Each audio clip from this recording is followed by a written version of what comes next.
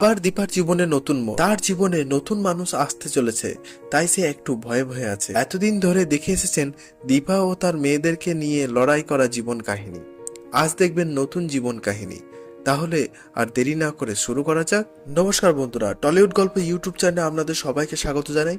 অনুরাগের ছোঁয়া আজকের পর্বে মূলত দেখা যাচ্ছে যে লাবণ্য সেনগুপ্ত দীপাকে আবার সেনগুপ্ত পরিবারে নিয়ে যেতে এসেছেন, কিন্তু দীপা প্রথমটা না বললেও অর্জুনের কথা মতো দীপা রাজি হয়ে যায়।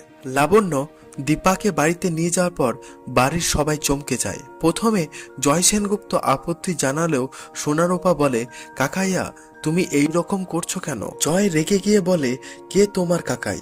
আমি তো তোমার অর্জুন ড্যাডির ভাই নই, তাই তোমার কাকাইও নই। এই শুনে দীপা খুব রেগে যায়।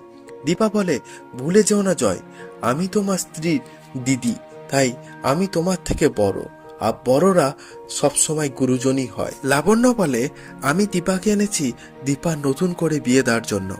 এই শুনে জয় ও জয়ের কাকিয়া বলে, এইমাত্র আমরা মাথা তুলে দাঁড়াতে পেরেছি, আর তুমি নাকি বলছো দীপার বিয়ের যাবতীয় খরচ সেনগুপ্ত পরিবার বহন করবে?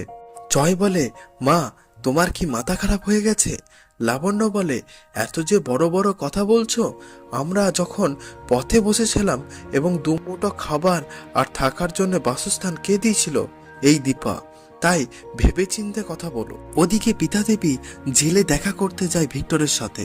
পিতাদেবী বলে, বারবার দাবার গুটি ভেস্তে দিচ্ছে দীপা।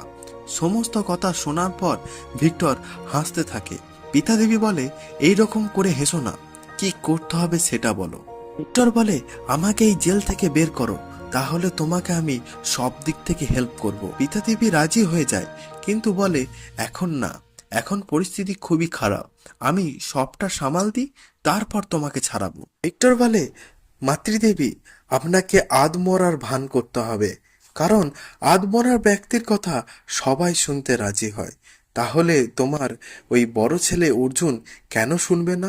এই বলে পিতাদেবীকে একটা নাম্বার দেয় আর বলে আমার বন্ধুর সাথে দেখা করার জন্য।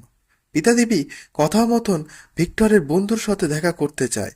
ভিক্টরের বন্ধু একটি প্যাকেট নিয়ে পিতাদেবীকে দেন এবং বলে যে আপনি এই ওষুধটা খেলে আধমরা অবস্থায় থাকবেন, কোনো ডাক্তার আপনাকে ধরতে পারবেন না যে আপনি বেঁচে আছেন।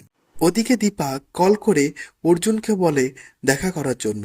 অর্জুনের তখন খুশির জোয়ার এসেছে, কোন শার্টটা পরবে সেটাই বুঝে উঠতে পারছে না। দীপা পছন্দ করা মতো জায়গায় অর্জুন পৌঁছে যায়। আজকের মতো পর্ব এই পর্যন্ত।